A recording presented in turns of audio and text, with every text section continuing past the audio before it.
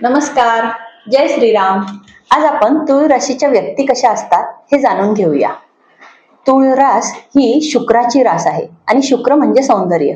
तशाच तुळ राशीच्या व्यक्ती या देखील अतिशय सुंदर आणि आकर्षक असतात. या राशीच्या व्यक्तींचे डोळे अगदी स्वच्छ आणि सुंदर असतात, अगदी कोणालाही मोहून टाकावे असे. यांचे ओठ भरलेले, हास्य मोहक, आकर्षित करणारे आणि गालावर एक सुंदरशी खळी. पण या सौंदर्याला गालबोट लागते ते यांच्या सौंदर्याचा गर्व असण्याचे. कारण तुळ राशीच्या व्यक्तींना त्यांच्या सौंदर्याचा अतिशय गर्व आहे. अंतरंगाचे सौंदर्य हे यापेक्षाही श्रेष्ठ असते याचे भान जर तुळ राशीच्या व्यक्तींनी ठेवले तर तुळेसारखी दुसरी व्यक्ती नाही. आहाराच्या बाबतीत फारशी चिकित्सा न करणाऱ्या या राशीच्या व्यक्ती, समोर जे येईल ते अगदी आनंदाने खाणाऱ्या आणि पौष्टिक रुचकर असे पदार्थ यांना जास्त भावतात.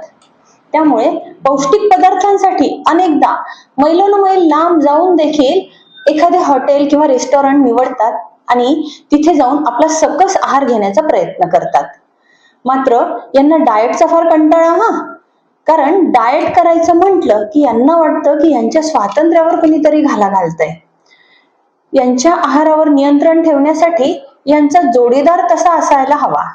जोडीदाराने जर खूप आग्रह करून आणि त्या डाएटमुळे होणारे आरोग्याचे चांगले परिणाम यांच्यावर सारखे बिंबवले तरच या व्यक्ती थोडंफार डाएट करू शकतात.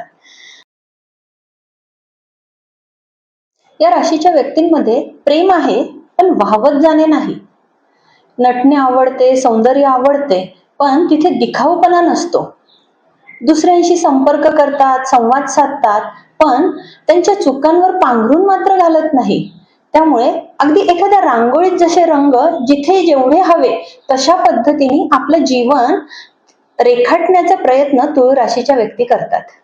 तुळ ही वायू तत्वाची रास असल्यामुळे सगळीकडून ज्ञान मिळवणे हा तर यांचा गुणधर्म आहे. तसंच हव्या त्या गोष्टी स्वतःजवळ ठेवणे आणि नको ते सोडून देणे, वेळ प्रसंगी नमते घेणे आणि समजूतदारपणा या सगळ्या गोष्टीमुळे तुळ राशीच्या व्यक्ती ह्या मोहक वाटतात. आणि निसर्ग कुंडलीत ही सप्तम स्थानात येणारी रास असल्यामुळे प्रपंच आणि परमार्थ या दोनही गोष्टींचा समन्वय साधून जीवन जगतात. या राशीचं बोधचिन्ह आहे तराजू आणि तराजू म्हणजे मोजमाप करण्याचं साधन. दोन्ही पारड्यात सारख्या गोष्टी आल्या पाहिजे याची काळजी तुळ राशीच्या व्यक्ती घेतात.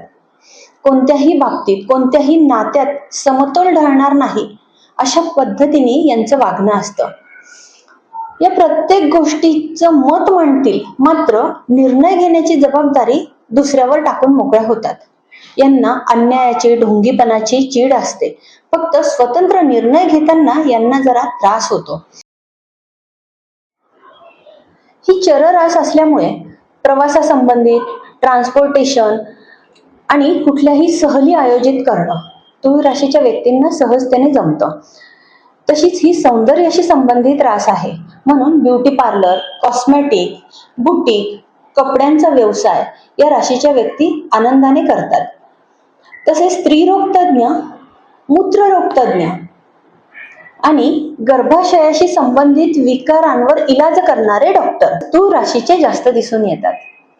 या राशीच्या व्यक्तींच्या आजाराचा विचार केला तर ही रास सप्तम स्थानात येणारी आणि शुक्राची रास आहे. त्यामुळे गर्भाशय हा अवयव मुख्यतः तुळ राशीत येतो.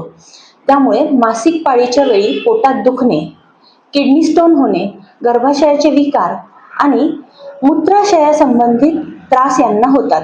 यांना अनेकदा युरिन इन्फेक्शन झालेले आढळून येते.